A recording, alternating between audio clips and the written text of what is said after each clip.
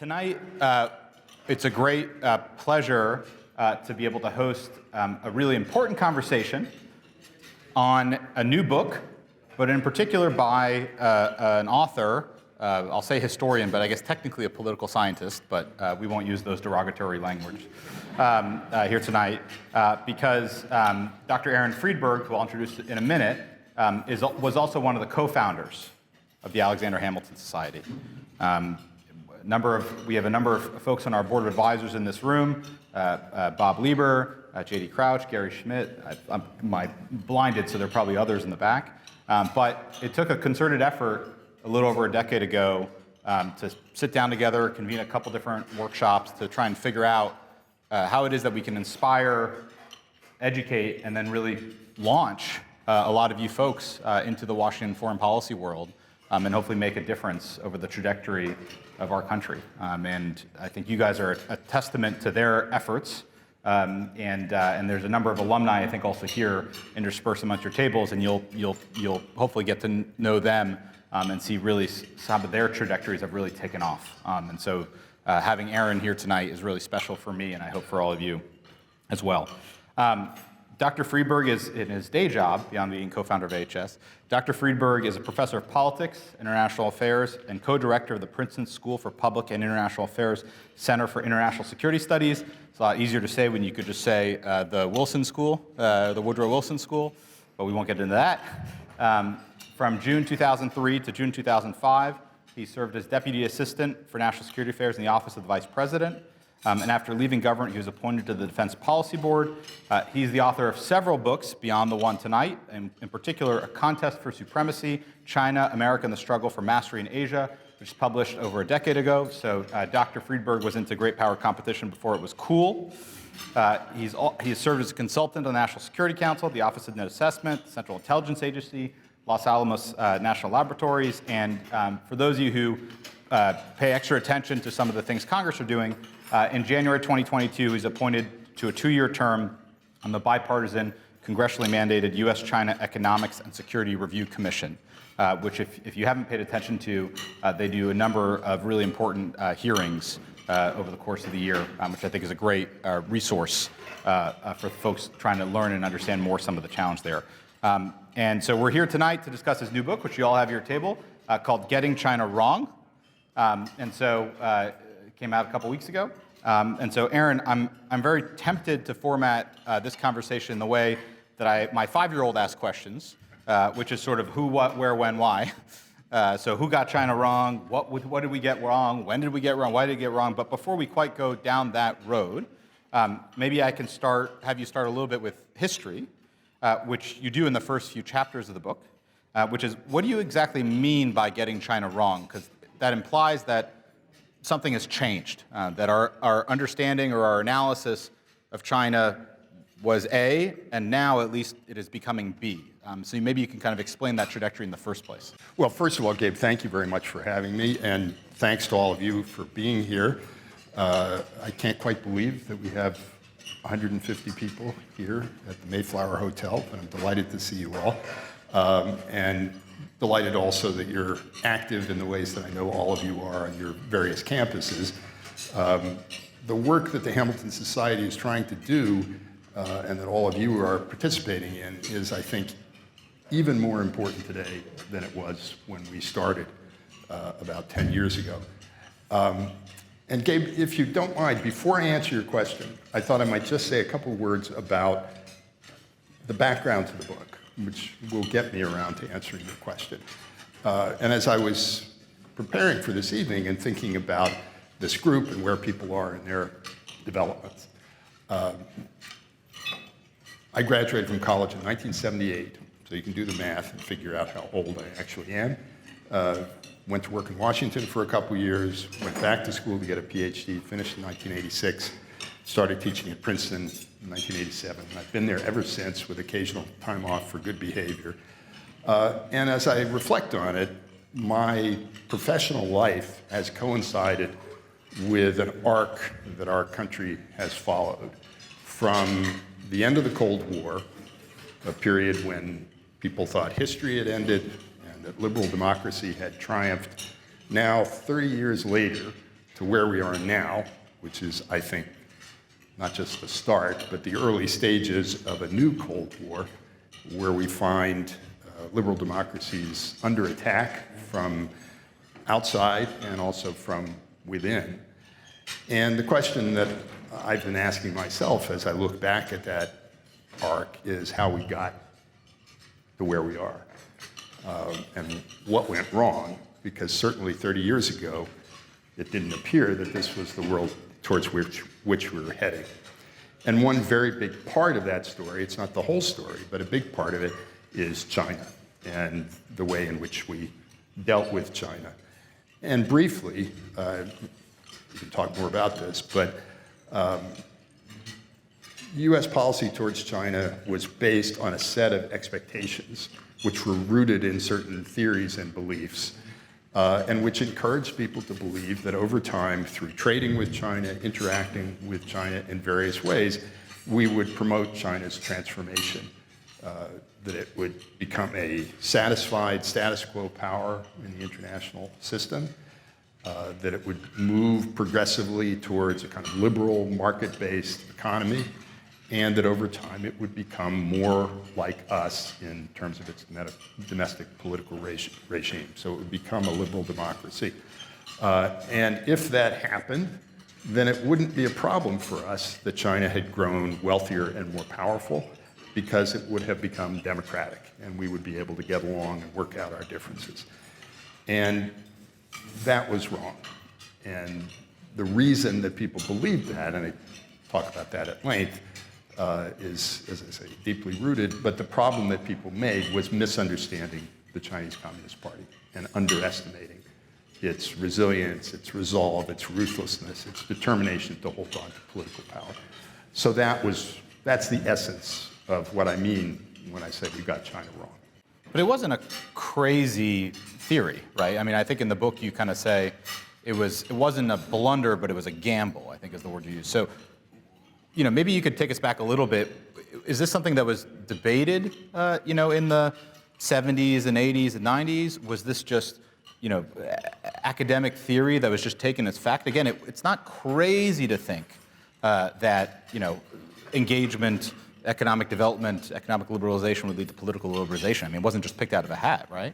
No, not crazy. And of course, at that moment, in the moment in particular in the early 1990s, at the end of the Cold War, there was reason to be optimistic. People looked around the world. The Soviet Union had collapsed. The Soviet Empire had collapsed. The Cold War had ended in ways that most people didn't anticipate. And so there was a natural tendency to believe that this was the direction in which history was inevitably going to move. That notion was also underpinned by a number of social science theories, one of which is that as countries grow wealthier, they will develop middle class, and the middle class will demand political rights to go with economic rights. And that's rooted in historical experience. That's the trajectory that a lot of countries in Western Europe had followed in the 19th century, and countries in Asia had followed in the 20th century. So there were reasons to believe that this might happen.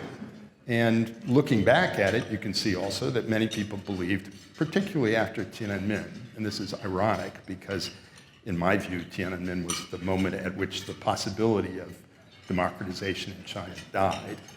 But in its aftermath, a lot of people felt that the transition was coming sooner rather than later, that the forces that appeared in June 1989, the apparent advocacy of liberalization and democracy among many young people in China, couldn't be suppressed, and that sooner rather than later it would lead to political change.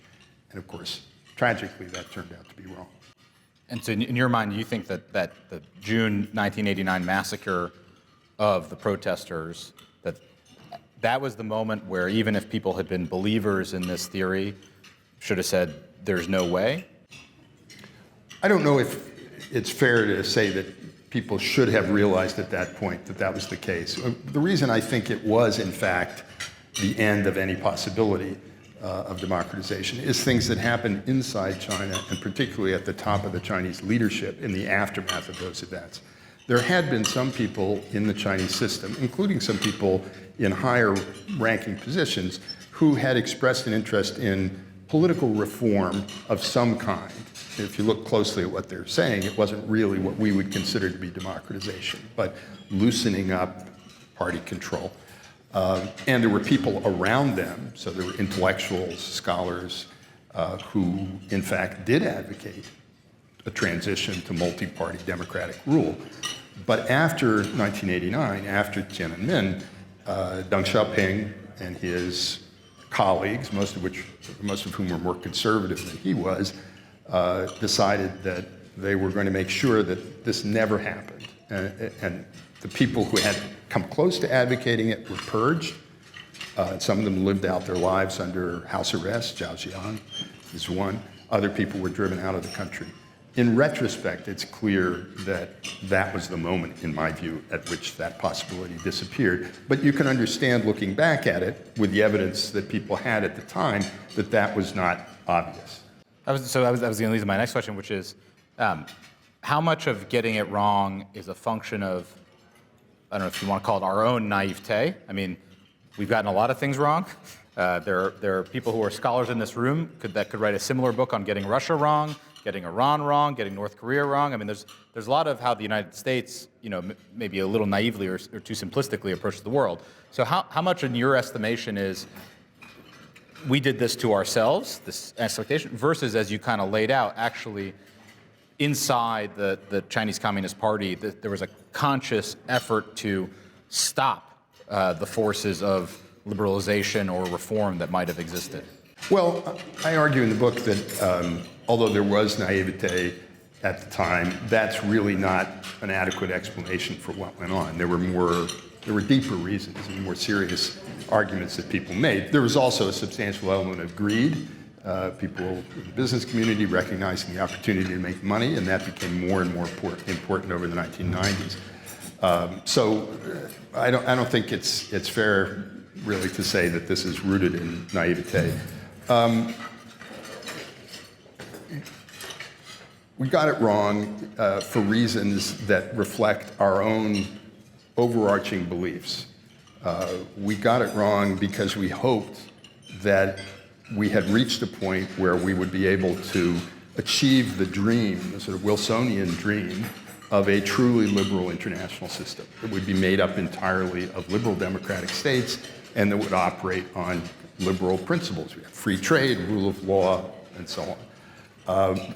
But the problem was that there were still powerful countries, China and Russia, whom we were trying to draw into that system, that were not liberal and didn't adhere to those views.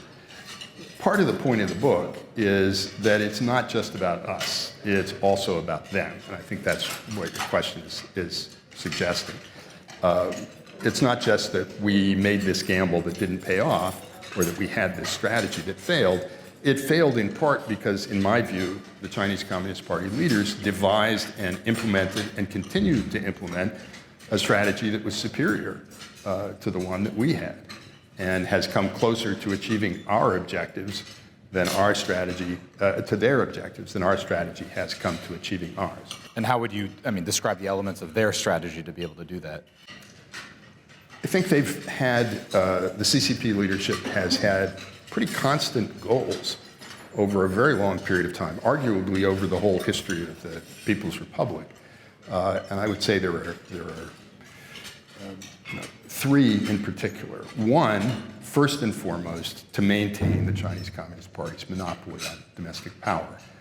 The argument I make in the book is that in order to understand the CCP, you have to understand Lenin and Leninism, and that the CCP is a Leninist party, which operates along sort of quasi-military lines, command and control, which penetrates into all aspects of society, which doesn't recognize any limitations, external limitations on its own power, including rule of law. And so that was number one. They believed that that was essential to China's growth and China's security, and of course to their own personal prosperity and security, number one. Number two, they set out, and this really begins before the end of the Cold War, with the death of Mao and the rise to power in 1978-79 of Deng Xiaoping. They began this process of so-called reform and opening up. And the basic idea was tentatively and experimentally to engage with the rest of the world economically in order to develop what Chinese strategists refer to as comprehensive national power. So they set for themselves the goal of growing and becoming stronger, and they recognized that that would take decades. They recognized that in the 70s and 80s and at the end of the Cold War, they were quite weak, certainly in comparison to the United States. So it would take time to build up wealth and power. So that was the second goal. And then third, I believe that from the outset, they've had external objectives which have become increasingly apparent as time has gone on and as they've become stronger. One has been to reestablish China, as Chinese leaders would see it, as the preponderant power in Eastern Eurasia, which is a position they believe they're entitled to by history, and which also requires, of course, pushing back the United States so that China can emerge. And I think finally, and this is the second of these two external objectives, and this I do believe has become clearer just in the last few years, China's leaders intend to, if they can, achieve a position of at least parity with the United States in all the relevant measures of national power and global influence. And I think ultimately they see themselves on a trajectory towards becoming the dominant power in the world and replacing the United States. So I think they've had those objectives.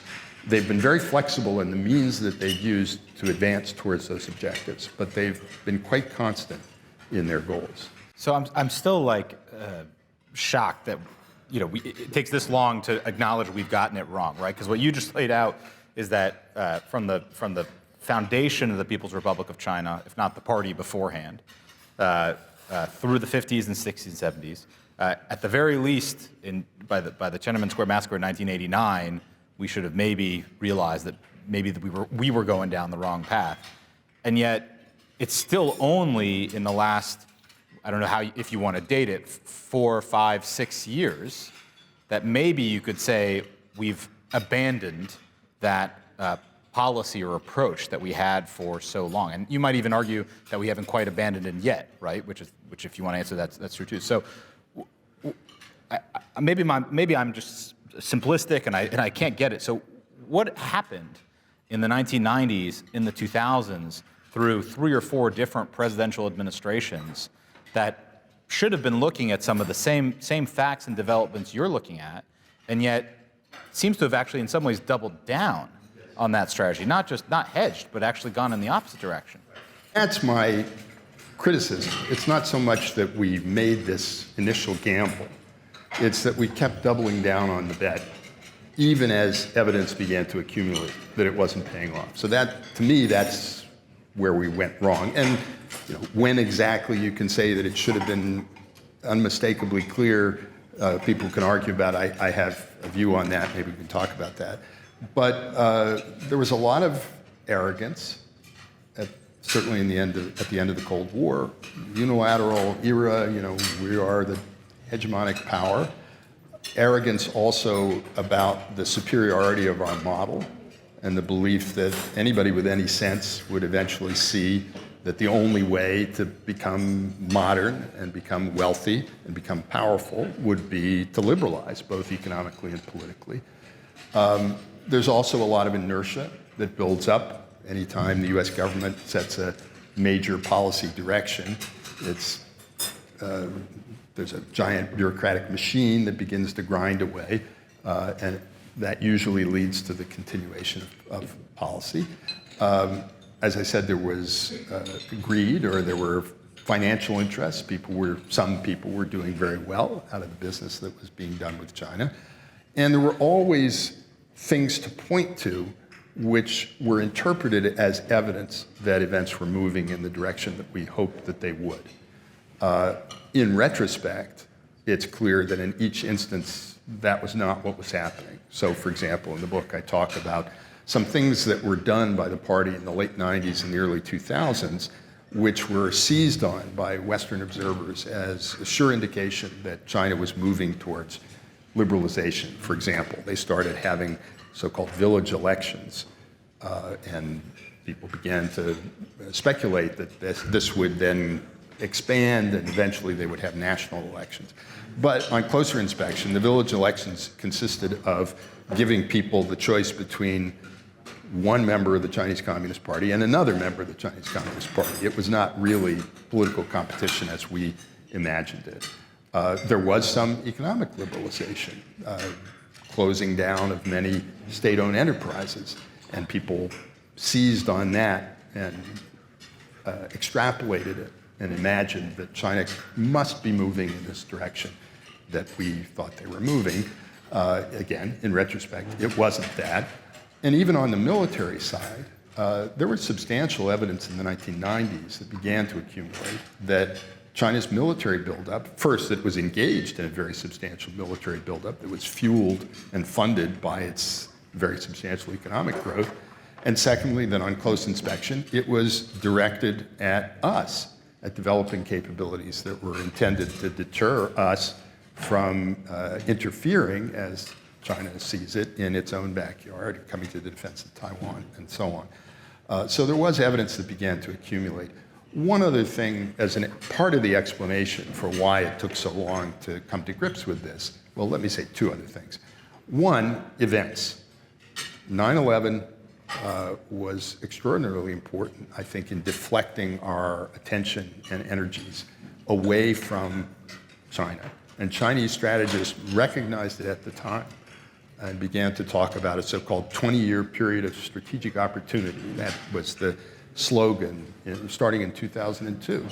And what that meant was, although they didn't say it in so many words, that their expectation was the United States would be preoccupied with counterterrorism, counterinsurgency, more involved in Southwest Asia and the Middle East, and would not have the energy and attention to focus on them. And that would give them an opportunity to grow. And then 2008, the financial crisis, again, it's a point at which we were beginning to get more serious about military competition with China. That knocked us off course. There's one other factor, and this is a controversial one, and it's hard to assess its importance. But since the very beginning, so going back at least to the 1970s, the Chinese Communist Party has been engaged in very deliberate political influence operations, so-called use of so-called United Front tactics that are intended to penetrate and influence the perceptions and the policies of democratic countries, particularly by working on their political and economic elites. And we've now begun to become more aware of those influence operations, and in some cases their nefarious nature, not in every case. But that was also extremely important. As you said at the end, and I think it's important, we're not yet at the point where there is really a full consensus on the necessity of competing as vigorously as I think we're going to have to with China. We're much, much closer to that than we were 5 or 6 years ago.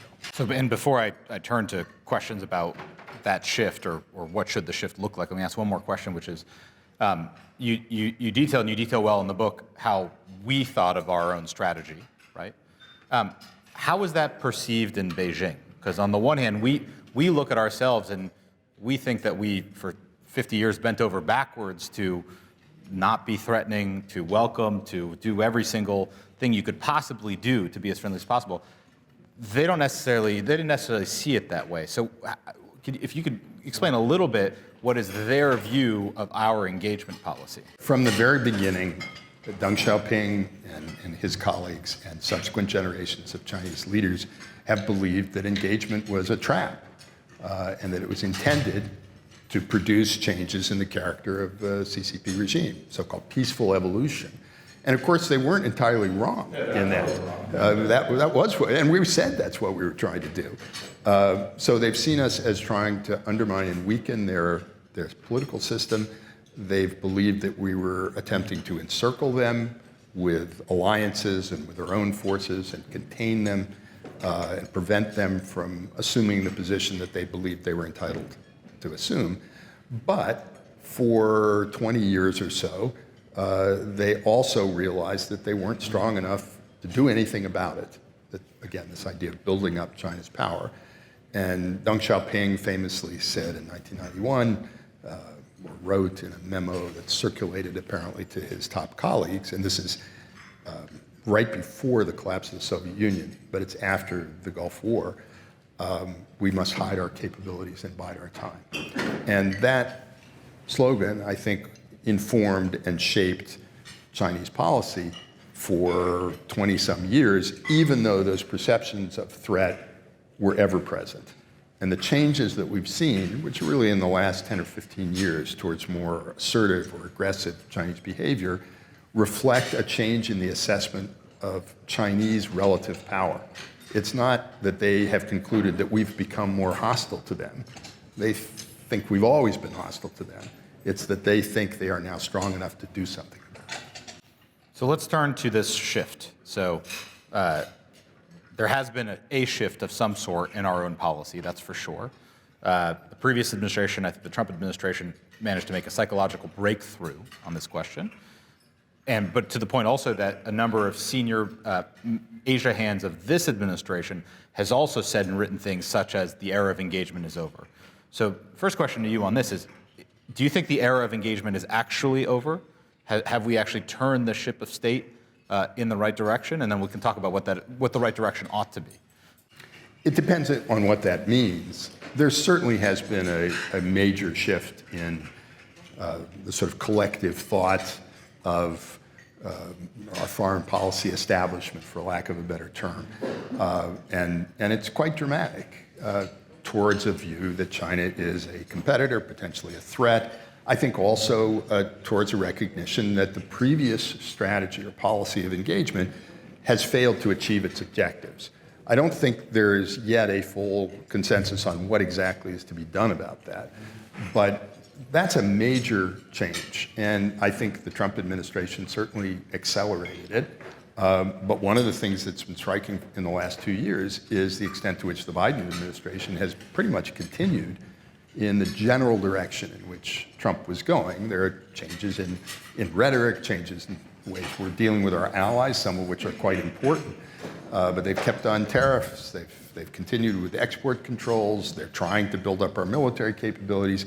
There was not a dramatic change when a new administration came in. And that tells you something. That says that there has been this shift in direction. I think of it as a sort of medical metaphor. You know, we were walking around with a hacking cough for a couple decades and we didn't even acknowledge that there was anything wrong.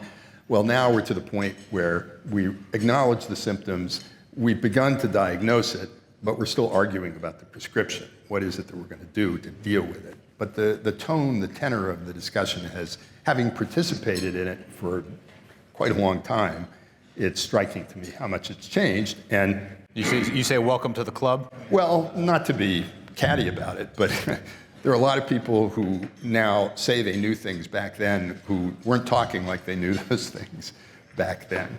One of the things that sort of mildly annoyed me about the discussion of whether engagement had failed, everybody got China wrong, was the sense that everybody was wrong about this, everybody was mistaken about this. Who could possibly have imagined that things were going to turn out this way? Well, there were people who imagined that it might turn out this way, but fine, welcome to the club.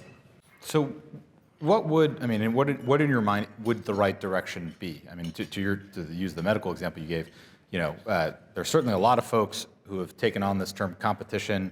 I don't know if competition is exactly the opposite of engagement, but even if it is, that doesn't necessarily tell you what our goal should be or how we approach it, other than the fact that they aren't going to be so friendly to us. So, what in your mind, should we be doing more of that we have not quite gotten to? Well, I would say at present, the Biden administration overall is pointed in the right direction, but they're not moving fast enough. And in the book, at the very end of the book, I try to lay out some lines of effort. And of course, it's at a very high level of generality, which is one of the advantages of being an academic. You don't actually have to work the numbers of the budgets and give the very specific instructions. You shouldn't say that to a lot of students. Okay, well, it's the big thoughts that really matter. Well, of course, it's the details that matter most in the end, but you have to make some judgments about where you're actually going.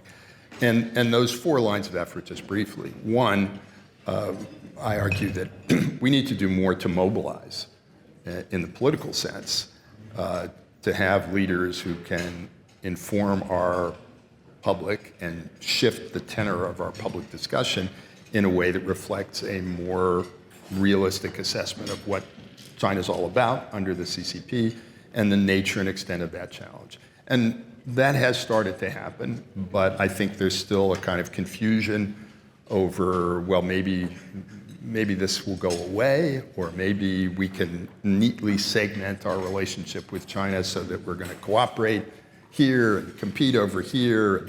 I think there's not yet a full recognition that this is what I think it is, which is a very intense struggle. I think from the perspective of the CCP leadership, it's a duel to the death. You know, it's someone's going to win, and it's either going to be us or them. Well, I understand why presidents aren't going on TV and saying that, but I think there has to be a greater sense of urgency, number one. Number two, and this is stuff that we've been doing and we're doing more of, but we have to, in part because we've been distracted with other things, we've allowed the military balance in the Indo-Pacific to deteriorate to a point where there is a greater risk of miscalculation on the part of China's leaders and a greater risk of war. In mid-1990s, they might have been mad about things that we did on Taiwan, but there was nothing they could do about it. Well, now that's changed, and we are behind where we need to be in order to maintain deterrence. Do you think there's a lot of talk these days about that the odds of a Chinese attack on Taiwan are a lot higher than they used to be? And people talk about we're in a window. Do you agree with that? Are you concerned about that? I am concerned about it. I'm a little skeptical of that formulation. I think people who use the specific dates, I think we're really talking, the military people who were talking about this, we're referring to the dates at which the Chinese Communist Party leadership has said they want to achieve certain levels of military capability. It's not like they're saying in 2027 we're going to push the button and go to war. But certainly the balance is shifting in ways that are not favorable. And as I said, I don't think there's going to be a time when the lines cross and they've concluded that they can go to war. But the likelihood of miscalculation, the likelihood of a use of force is certainly higher, if only because China has capabilities now that they didn't have before, and they have many options for using them. I don't think, for example, that the war in Ukraine, in and of itself, has had an impact on the actual probability of war in Taiwan, but it has certainly had an impact on people's perceptions of that probability. And it's added an element of urgency, an additional element of urgency, which I think is actually healthy. I think overall, I should say, on Taiwan and generally, I think the leadership, the CCP leadership, still believes that time is on their side, and that the tides of history are flowing their way. And yes, they have all kinds of problems that they have to deal with, but they now have concluded that our problems are much worse. And that we are in, and they began to think this, I think, around the time of the global financial crisis in 2008, and we're now in a period of accelerating decline, and they believe they are going to continue to grow stronger. And if you believe that, you're more inclined to be patient. And for the moment, I think that's still the case. But we have to work at it to make sure that they don't make mistakes. And there's been just a remarkable change, I think, in the sense of urgency. I was, as part of the work of the commission that you mentioned, had a trip to Indo-PACOM in May and got to meet with the commanders of various services and the Indo-PACOM commander. And I was very struck by the sense that they are working 24/7 on this problem, and that they feel, they might not say it in quite this way, that they're scrambling to catch up.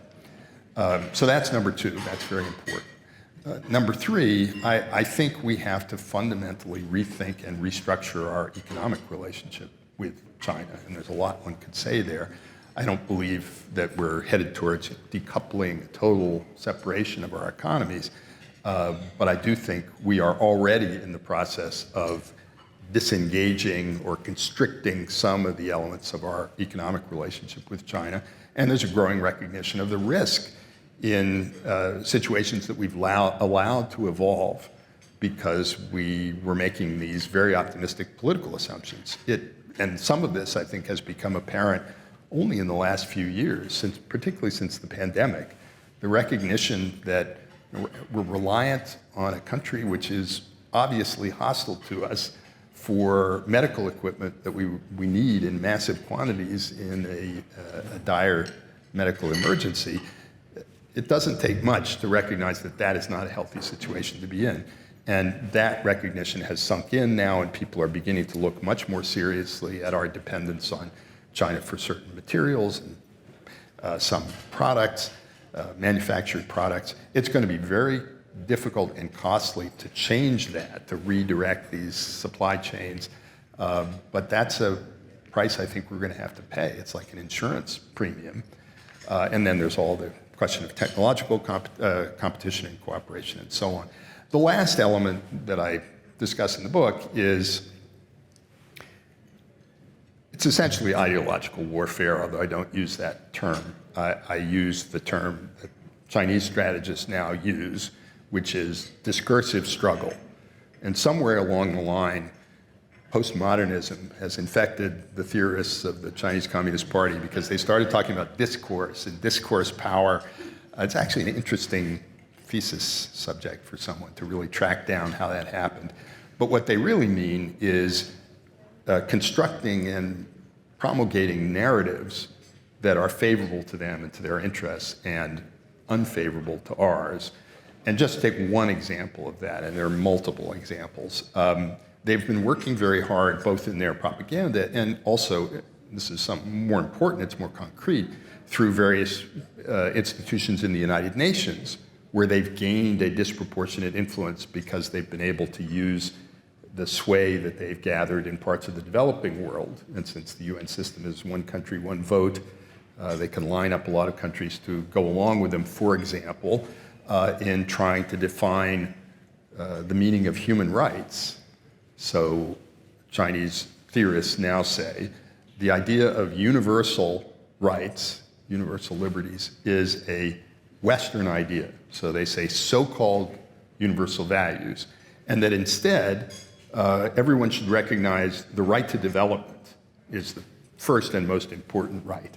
So without economic development, you can't have other kinds of freedoms and so on. Or they talk about internet sovereignty. They're pushing this idea that all governments should have the right to control their information space. They're very vigorously critiquing our system and directing a lot of that, not so much, it's not directed at us, and it's not directed at our allies, it's directed at people in the developing world.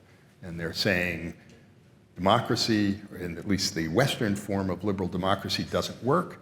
It creates chaos. The West has come and told you to liberalize, and it's just caused problems. And this is the change in the last couple of years. And we, China, have an alternative, which they haven't yet fully spelled out, but which clearly involves some mix of semi-market-driven economic policy and authoritarian politics. So I think we can't afford to not engage in that struggle. We need to both advocate more vigorously for the virtues of our own system. Of course, we have to demonstrate those virtues by what we do. It doesn't help just to talk about it if we're not actually practicing it. But we also have to be engaged, I think, in a more vigorous and frank critique of the character of their system and its brutality. And we shouldn't be shy about saying those things. But we have to do it in a concerted way, not just occasionally give a speech that gets people riled up. It has to be a part of our overall strategy for competing with them. So let me ask two more questions, and then we're going to go to questions from the audience. And so if we can get the mics ready. So what should our aims be? Right? You were talking about the different ways in which, under the policy of engagement, without saying it, our aim clearly was the liberal evolution of the Chinese system, or the liberal change of the Chinese system through evolution, right? What are we talking about now? do we want to see the collapse of the Chinese system? Do we want to see them, their intentions, maybe we cannot change, but they're too weak to act on them? I mean, is this a defensive set of aims that we have? How would you describe it in a way that an American leader can actually get on board with? Well, the formulation that appeals to me, and I think actually describes what we're trying to do in the medium term, has more to do with us than it does with them.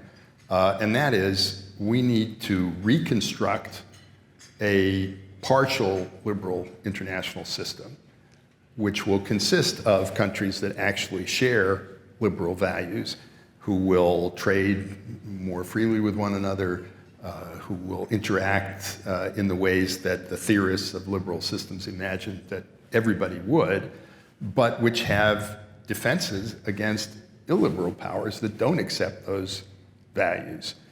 So there's going to have to be some degree of separation. What we did after the end of the Cold War was, as I said, try to create this global liberal order by welcoming a number of formerly illiberal powers, some of which had transformed, and some still illiberal powers, which still haven't transformed, into the system that we had created during the Cold War. So what we're talking about is a trans-regional system that consists of democratic countries, primarily of democratic countries in Asia, Western Hemisphere, Europe. So that's sort of the positive intermediate goal. I think as regards China, first and foremost, our objectives have to be defensive. We need to push back, as we've begun to do, and I think we also have to do things to limit their ability to exploit our openness. In the somewhat longer term, I think we have to aim to essentially to defeat the strategy and the policies that they're currently pursuing, to demonstrate that they can't achieve the objectives that they've set for themselves by proceeding in the ways that they're proceeding. They don't believe that yet. We haven't reached that point yet. That's a kind of a stalemate, which of course in the last Cold War, we kind of reached that by the 1960s. And then I think we have to hope that at some point there will be leaders in China who will recognize the need to make some changes in the policies that they're pursuing, even if in the foreseeable future they don't actually change the character of their system. But I don't think we should preclude that as a possibility. I mean, I conclude the book by saying that the advocates of engagement weren't wrong to believe that it would be better for the people of China and better for the peace of the world if China was ruled by a liberal democratic government. That was not wrong. We don't have the means, we didn't have the means to achieve that end, certainly not by being nice. We don't currently have the means to achieve that end, and arguably it's not our role to do that. But I do think ultimately that is what we should hope to see. So this leads to my last question before turning to everybody else. So you just talked then about the Cold War analogy. You talked about it before as a, there are always issues with historical analogies, but as far as they go, that's not a bad one to try and describe what we are in right now. I want to talk a little bit about sort of how the Cold War ended, because I think in the American imagination, that was the best, right? We won without firing a shot, supposedly. Even if which was fundamentally caused by the collapse of the Soviet economic system, both from internal and external pressures and contradictions, let's say. So even if the economic system in China today is obviously very different from Soviet communism, it still is likely going to suffer a lot of the same problems for some of the reasons you described, right? Wastefulness of investment, bloated bureaucracy, corruption, lack of enterprise, so on and so forth. So. And even today, or this year, I think there are some models out there that say the Chinese economy will actually grow less than the American economy for the first time in my lifetime, basically. Do you think that the Chinese system as it is can persist over the longer term? I mean, that was one of the fundamental debates during the Cold War about the Soviet system.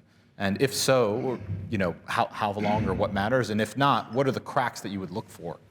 Well, I think Adam Smith said there is a great deal of ruin in a nation, and countries can proceed with suboptimal economic policies for quite a long time. In the case of the Soviet Union, although it wasn't recognized at the time, the Soviets actually had entered into a period of economic stagnation in the early 1960s, basically. Their economy stopped growing. But then it was 20-some years before that really began to have a fundamental effect on the character of the regime. And China is very different. The Chinese system is very different. China's leaders, I think, have learned many lessons from observing the Soviets and the mistakes that the Soviets made. And one, maybe the cardinal error, was the Soviets to cut themselves off from the global economy, to deny themselves access to Western markets and Western technology and capital. And in the end, that was suicidal. And the CCP leaders have obviously pursued a different path. They have not, though, really moved in a direction fundamentally towards a truly market-based economy. And some people argue that they are now encountering the limitations of the model that they continued to follow. And in fact, some Chinese leaders and economists have for the last decade or so said, we can't keep doing what we're doing. We can't keep stimulating growth through investment and massive exports. We have to increase domestic consumption. We have to increase the efficiency of our productive system.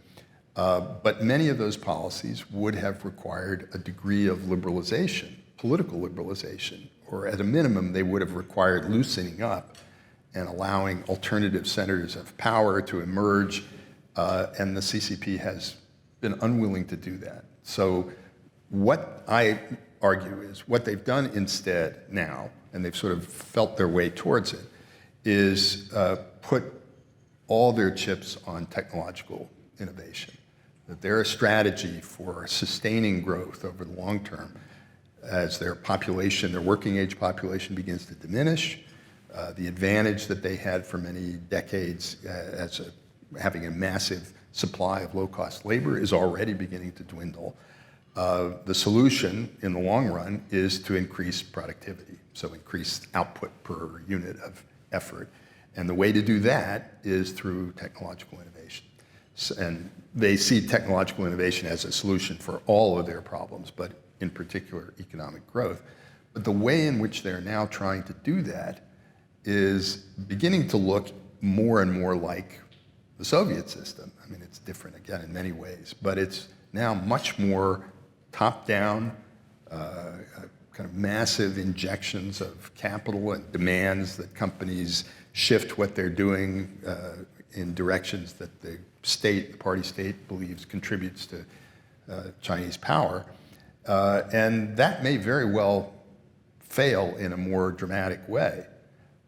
And there are people, my friend Dan Rosen at Rhodium, who's been, I think, a little too optimistic, but he's been arguing for a while, and I think I don't want to say he doesn't get it, but he's frustrated by the fact that his Chinese counterparts don't do the obvious things that he thinks they could and should do to sustain growth. And now he argues that if they don't do that, they're in not just for a year or two of slow growth, but for a protracted period of very slow growth and maybe no growth at all. And under those circumstances, all kinds of other societal problems, the conditions of the rural portion of the population, which is still extremely poor, and it's 600 or 700 million people, environmental problems, the inadequacies of their healthcare system, the accumulated effects of decades of environmental degradation, all of that becomes more difficult to deal with. And what exactly comes from that, we don't know. I wouldn't say we should place our bets on China following a trajectory similar to the Soviets. One thing, though, I would say is the likelihood that they will encounter the kind of crisis that might compel them to change direction is greater to the extent that we are not continuing to help them avoid the contradictions of the policies that they're pursuing.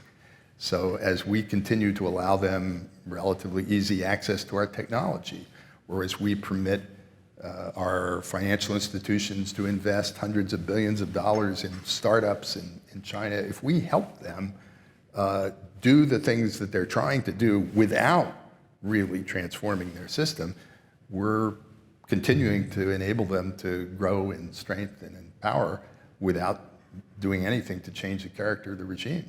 So I think that's what I mean when I say we have to fundamentally rethink our economic relationship with them, because it doesn't make sense to do the things that we're doing if China is, in fact, the threat or the challenge that we now increasingly recognize it to be. And there are microphones around.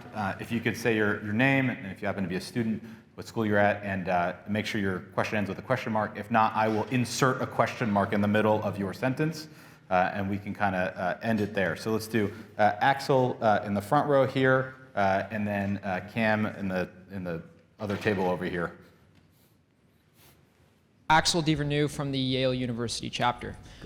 So my question is, if the current administration has a consensus around how we should approach China, why is it that we don't have as much of a forward policy in areas like Latin America and Africa, where it feels like we see that there's encroachment going on there, but we haven't seen those types of efforts to push back on that? Thank you. Hi, my name is Cameron Vega. I'm from the Johns Hopkins SAIS chapter.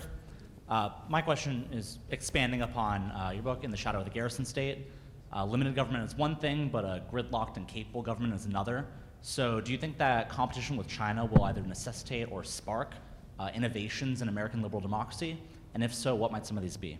Okay. Terrific questions, both. Let me start with the first one. I think, I should say, I don't think there is yet a fully articulated consensus, either in our political system as a whole, or even within the current administration, at least from the smoke that's coming out of the cracks in various parts of the bureaucracy. There are major debates going on some important issues. So there are differences.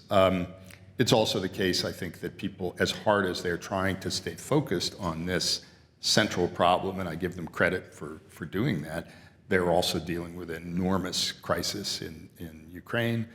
Latin America, I think, we are going to be compelled to pay more attention to it, because China is becoming increasingly active in all parts of the global South for economic and strategic reasons, and they see this as a way of offsetting the power of the West. They believe that if you count up heads, the majority of the world's population lives there, and they hope that countries in the global South will lean towards them rather than towards us. They've been somewhat cautious about, for example, establishing military facilities. They've begun to do that. I think they've been cautious about involvement in Latin America or Central America that would really draw our attention.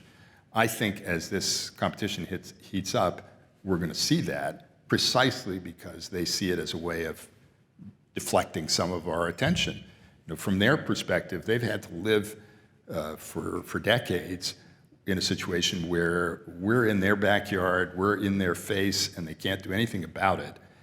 I think they would like to turn the tables, and one of the ways of doing that would be to become more engaged in various places, including in Latin America.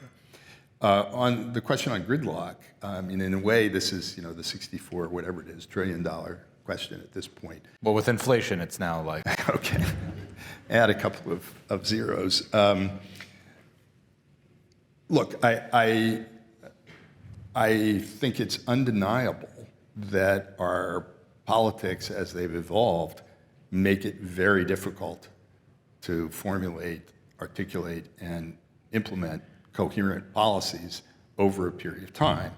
On the other hand, I do think it's the case that on this set of issues having to do with China, there are the makings of a pretty substantial bipartisan consensus. And, you know, this bill that just went through, the CHIPS Act, yes, there were a lot of arguments about stuff that, from the point of view of Senate Republicans, House Democrats tried to stick in the bill that didn't have anything to do with competing with China. But I don't think that's the end of that story. There's a considerable consensus. I think the sort of the big question that hangs over this is, whether the presence of an external threat will galvanize our political system and will help to diminish some of or reduce to some extent the depth of the partisan divisions that currently preoccupy us. And political scientists argue about whether that's in fact the case, whether it really works or it doesn't work.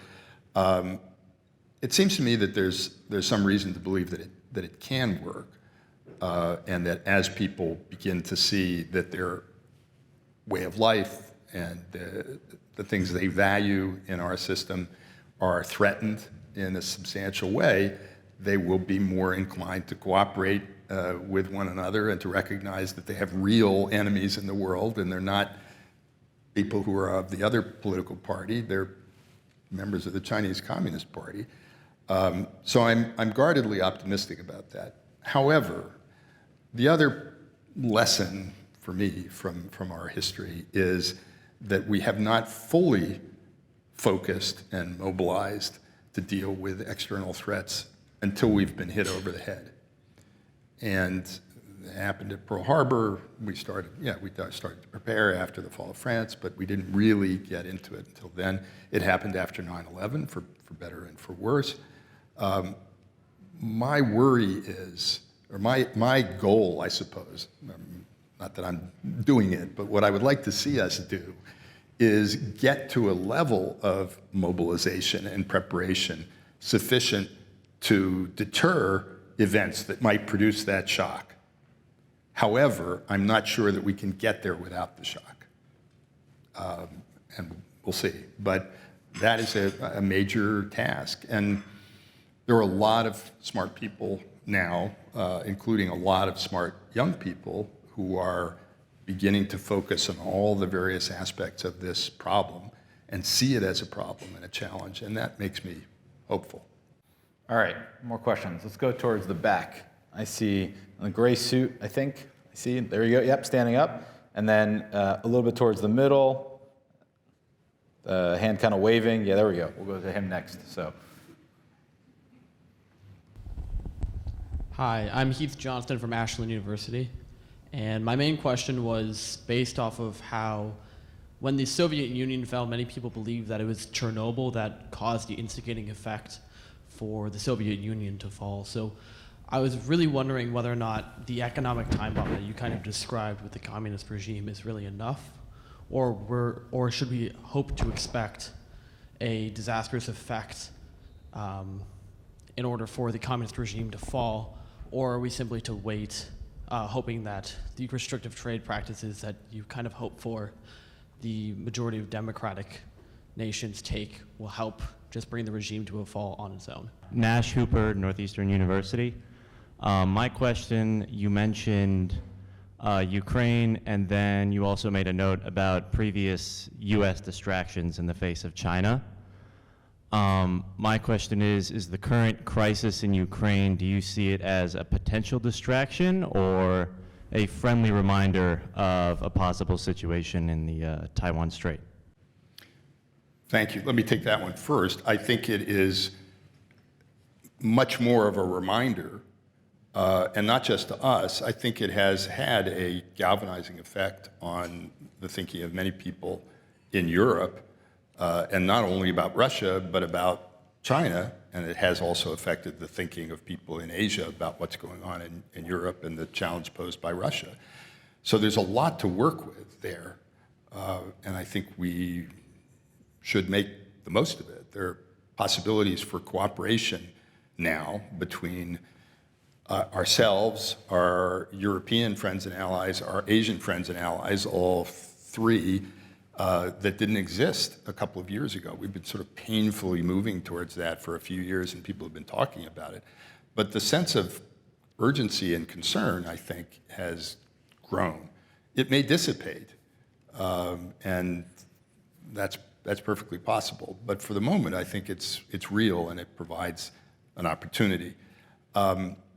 Will it be a distraction in the longer run? I guess there's a particular question there about the implications for our military strategy. So there's a school of thought that for a while has been arguing, not only China first, but maybe China first, second, third. China is the major threat, therefore we need to draw down our forces in virtually every place else and concentrate on that. I agree with the assertion that China is the major military challenge, but I don't think we can afford, and certainly now, we can't afford to simply up stakes and let the Europeans take care of themselves. That said, I think in part because of the shock and its after effects of the invasion, I'm hopeful, again, this could dissipate. There's a greater likelihood that Germany will increase its military efforts, that two very serious military powers, Sweden and Finland, will be included in the alliance shortly. So the likelihood that the Europeans could hold up more of the share of deterring a weakened Russia, I think, is greater. But it seems to me, it's arithmetic. We're going to have to increase our overall level of defense spending, I think, quite significantly in order to deal both with these challenges in Europe and in Asia. I don't see a way of doing it otherwise.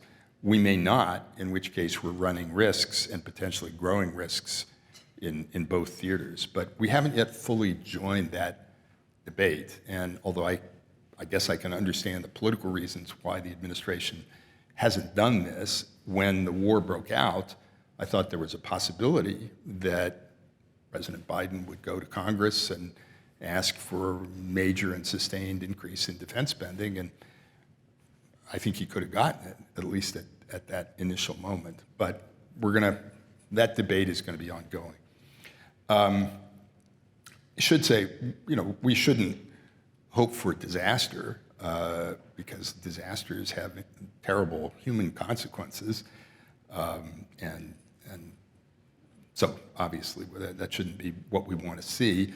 I also wouldn't say that we should hope for the collapse of the Chinese Communist regime, because we've seen in the case of the Soviet Union that collapse can then produce after effects that are very problematic. They may be easier to deal with in some sense than the problems we had before the Soviet Union collapsed, but that's clearly not the preferred path. Kennan, in the X article, I guess it's 46 or 47? 47, concludes by saying, our goal should be, or what we should hope for, is the gradual mellowing and eventual breakup of Soviet power. And I guess I would say we should be hoping for the gradual mellowing or eventual breakup of CCP power, which doesn't mean the breakup of China. But that's a long way off. I'm Matthew from the College of William and Mary chapter. You describe the competition of ideas that China will be waging in developing countries. I'm curious on your thoughts on the future of any kind of competition of ideas here in our own country, where we have seen the Chinese funding of Confucius Institutes and colleges and through other means. What future do you see for that, and how should we expect to deal with that? Thank you. Thank you. Good evening, Dr. Friedberg. I'm Daniel McElroy from the College of the Holy Cross chapter. During the increase in conflict with China, there's been a lot of talk about decreasing our trade relations with China. Do you think there's a strategically advantageous amount that we should maintain to discourage China from engaging in military conflict and increasing the costs thereof? It's a very good question. I'll start with that one. And the argument is trade and the existence of economic ties is potentially a deterrent to conflict for both parties, because both sides want to continue to benefit from trade. And that's part of the liberal theory of why trade promotes peace. Unfortunately, it doesn't always work when the political and ideological forces are sufficiently strong to overwhelm that. Turning it around, one thing I would say is that the CCP leadership is increasingly open in suggesting that it wants to take steps that reduce China's dependence on the United States and the other advanced industrial countries. It reduce their dependence on our markets, which are still quite considerable, reduce their dependence on our technology and capital, at the same time as they implement policies which are designed to sustain and even to extend our dependence on them.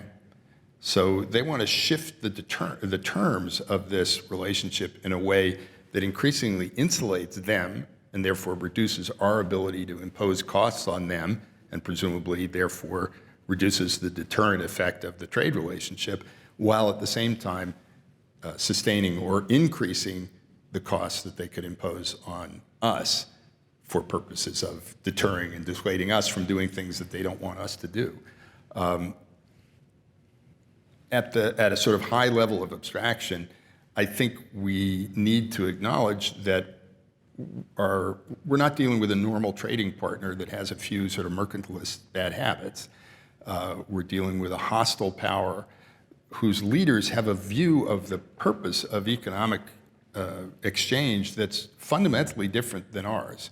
And our view is, everybody benefits, absolute gains. It doesn't matter so much if they're growing faster as long as we're growing as well. Their view is that the purpose of economic activity is to generate power, and power is always relative. So to enhance the power of the party in relation to all other actors in China, and to enhance the national power of China in relation to all other countries, particularly the United States. So we've been operating on liberal principles, and they've been operating on what I would call mercantilist Leninist principles. And that was maybe okay when they were much smaller and much weaker, but the problems that interaction and that disparity in approach create are now increasingly obvious to us. I mentioned influence operations and the growing recognition of their significance. Those will continue to some extent, and really to a considerable degree. What the CCP tries to do in the United States, at least, is for the most part legal. But it is still kind of remarkable that Chinese companies come and hire big American law firms and PR firms and lobby Congress on behalf of their interests, that Chinese actors and entities, some of whom on closer inspection have links to the party state through the so-called United Front, give money to endow chairs at American universities. I think there is growing awareness of this, and really, in my view, the way of dealing with the problem is not primarily to impose all kinds of draconian laws, and that really becomes problematic because it interferes with people's rights of free speech, among other things.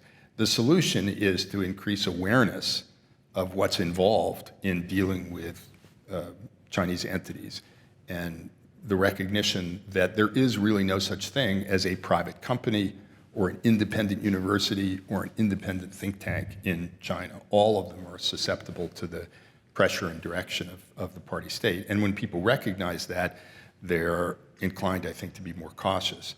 The last thing I'll say on this subject, I testified before the House Foreign Relations Committee a couple of years ago and got a question about Confucius Institutes. And what I really wanted to say was, listen, this isn't the real problem. The real problem is you guys and the people who are coming around and lobbying you and spreading money around Washington. That's what we should be concerned about, the activities of American companies and the ways in which those may influence our politics in directions or our policy in directions that don't serve the nation's interests. So Confucius Institutes, the number is dwindling. However, I gather, I read something recently that they've now sort of transmuted them into something that's slightly different. They're working hard to shape the perceptions, particularly of younger people. But I have to say also, it's more things like various fellowships that wealthy American business executives who have extensive interests in China have established to send young people to China, which is in and of itself not necessarily a bad thing, but where they are often exposed to a very distorted view of how the Chinese system actually operates. that's a more effective way of trying to influence future generations of young Americans. So we have to be aware of it. Last point on this. If you look at the experience of Australia, the Australians were kind of the canary in the mine shaft. They were the ones who began to really call attention to influence operations because they had been so penetrated and because their laws were so weak that they allowed foreign actors to contribute huge sums of money to their political campaigns. Well, our laws prohibit that, but there are some gaps in our legal system as well regarding lobbying and other things. So it needs to be re-examined, but it's an extraordinarily sensitive subject for obvious reasons. All right, let's do one last round of questions. So we'll do three. So right up here in the front row, or two in the front row, and then right there in the way back, wave your hand at me. Yep, you. Perfect. Hi, I'm Maya Reddy from the Vanderbilt University chapter, and my question is, given the increased cooperation in the fields of science and technology, especially in light of the pandemic, how do you see research, technological information sharing, and collaboration in education affecting our relationship with China and its influence in the United States? Thank you. All right, two over here. Thank you. Hi, my name is Chris Zhu. I'm from the Duke University chapter. My question relates more to China's current internal situation. In particular, China's facing now a population decline, a very different demographic in just 30 years. And I wonder how that will affect, in the near future, China's ambitions in the international sphere. Will it make China more aggressive? What will they do to accommodate this? Thank you. And then we'll do the third. Yep, right there to wrap it up. Perfect. Hi, Dr. Friedberg. Ted Bossack from Wake Forest University. My question is revolving the Ukraine war. Do you think China is seeing this more as a warning? Don't mess with Taiwan. The West is going to jump on and aid your enemies. Or are they seeing this more as a warning? How are we going to do this better? How are we going to do the invasion better when we do it in Taiwan? Thank you. Okay, thank you. Those are all great questions. Let me start with the last one. I think, as they always do, the CCP and all of its various elements, the military, but also their civilian analysts, are studying these events very, very closely, and they will reach conclusions about them at various levels over time. They will draw conclusions about the poor performance of the Russian military and think about how it may be relevant to their own military modernization. They will study the effectiveness of economic sanctions and look for ways to reduce their own vulnerability if the West were to impose similar sanctions on them. I don't think that they, at this point, are sufficiently impressed by what we've done for it to have any impact on their longer-term calculations about what they're going to do. The jury is out. I do think that if the Western democracies prove themselves willing to impose sanctions on Russia, which will impose costs on their own populations, and here I'm thinking of really cutting off Russian energy exports, which will make it more difficult for people in Europe to heat their homes and so on. Until that happens, I'm not sure that the CCP leaders are really that impressed. Maybe they were somewhat taken aback by how quickly the Western countries were able to reach agreement and by the extent of the sanctions that were imposed. But their experience with sanctions, going back to Tiananmen, I think persuaded them that the West doesn't have the stomach for imposing costs for a protracted period if that also involves costs for Western countries. And when they look at Russia, I think they see a country that has very little to offer the rest of the world. It's energy and some minerals and natural resources, whereas the Chinese believe themselves to be in a much stronger position because of the extent to which the rest of the world relies on them at the moment as the manufacturing platform of the world. And I think they probably believe, for that reason, we would be very reluctant to impose similar sanctions on them. But we'll see. I think it's an ongoing assessment. Two quick thoughts on that. One, although I don't think Xi Jinping was happy that Putin made such a mess of of this war. And I do think that he knew in advance that Putin was going to do something, but he probably thought, like Putin, that it was going to work better than it did. That said, it has had the effect of deflecting our energy and attention, at least in the short term, away from Asia and towards Europe. And that, from their point of view, is not necessarily a bad thing. It's also having the effect of increasing Russia's dependence on China as a market for energy, grain, and that means the Chinese can get stuff at bargain basement prices. So that's not so bad from their point of view either. Population decline, it will certainly have economic effects, and it's one of the factors that's contributing and will contribute to the slowdown in growth because, as I said, it was a very important element of their growth model certainly from the 1990s, really kind of a combination of a lot of Western capital and technology and a huge increment of Chinese labor, reasonably well-educated people willing or having no choice but to work at very low wages.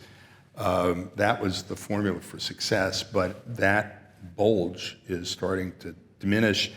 China's cost advantage, labor cost advantage, is already diminishing, and so places like Vietnam, Indonesia may have advantage. So it's going to have an economic effect. And as I said, I think it's one of the things that's pushing them to try to make these breakthroughs in technology to substitute capital for labor, basically. As to whether it has, in and of itself, an impact on their external ambitions, I guess I'm a little skeptical of that. I could see, and some people argue this now, it's contributing to a slowdown in the growth.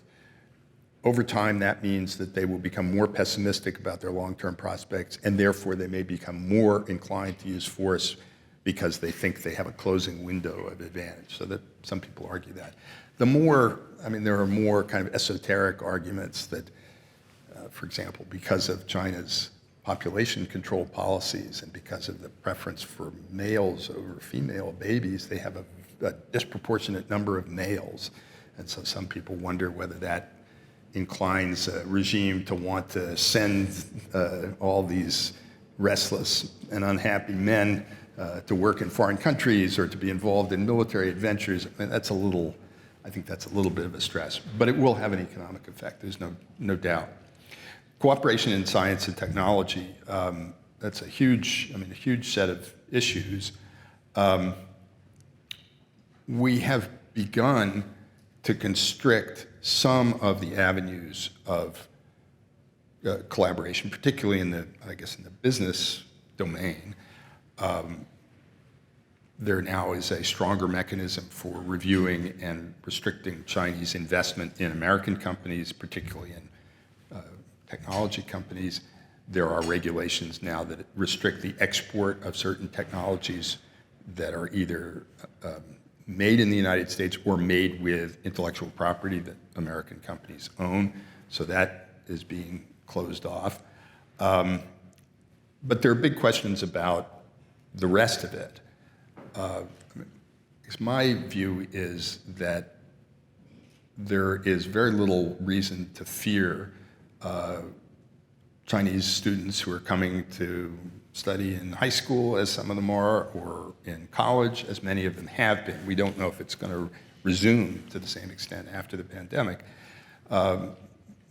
Most of those kids are studying, they're not here learning how to design nuclear weapons. They're here learning economics and history and so on. And I don't think that that's something we should fear. In fact, to the contrary, although it was naive to believe that anybody who set foot on our blessed soil would come to love America.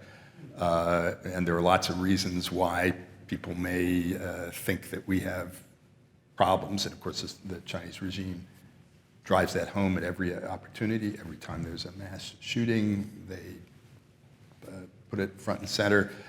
I noticed that Xi Jinping very nicely offered his condolences to President Biden for having the coronavirus, just a way of sticking it to us. But even if 90% of students, younger students who came and studied here and went back to China went back with either no more positive or even a negative attitude about the United States. There probably is some fraction of them who will have a positive impression of a place where people can express themselves and all of the things that we rightly see as virtues of our system. So I'm not particularly worried about that. As you move up into the higher levels, there's some fraction of students who are getting degrees in business or in the social sciences, getting higher degrees. Again, I don't see a pressing strategic concern there.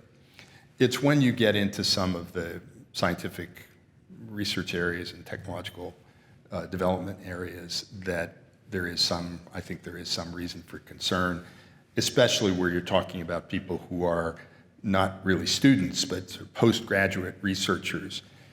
The first attempt to restrict this in a way that I think does make sense has been to impose restrictions on the ability of Chinese scientists who happen to be affiliated with People's Liberation Army educational institutions to be involved in joint research with American institutions. And that's a recent development. It's sort of shocking to think that we may have had hundreds or even thousands of people who were working in PLA-connected institutions involved in scientific research in our institutions.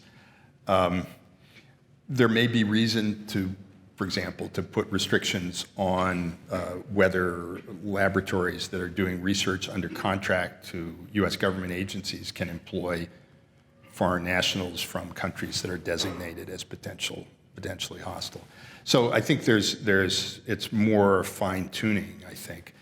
The bigger problem, I believe, in the illicit transfer of technology and intellectual property has come in the form of cyber theft, which is enormous, and also the forced extraction of technology from American companies in return for the right to be able to operate in China, which they're not supposed to do under their WTO commitments, but they do. So the volume of information that's been extracted in those ways is huge, I think, as compared to what particular individuals have been able to do. But we have to take it seriously. And there is a reaction that people have, and I have colleagues in the physical sciences who don't want to hear about politics and don't want to hear about security and believe that science is science and information should flow freely. And I'm very sympathetic to that. But we're dealing here with people who are, whether they like it or not, under the control of a hostile regime. So we have to take some precautions. But I don't think draconian measures are called for, and I think that would be negative and self-destructive. So let me end with one final question, which I think underpins the reason you wrote the book, and I think a lot other things you're working on now, which is what's at stake in getting China right? I mean, you talked about the way some of what our goals should be, the ways in which we should be, what they've been doing. Obviously, the book traces how we got to this point. But what is it that you are worried about might happen in 5, 10, 25 years' time, in our lifetimes, if we don't actually get this right?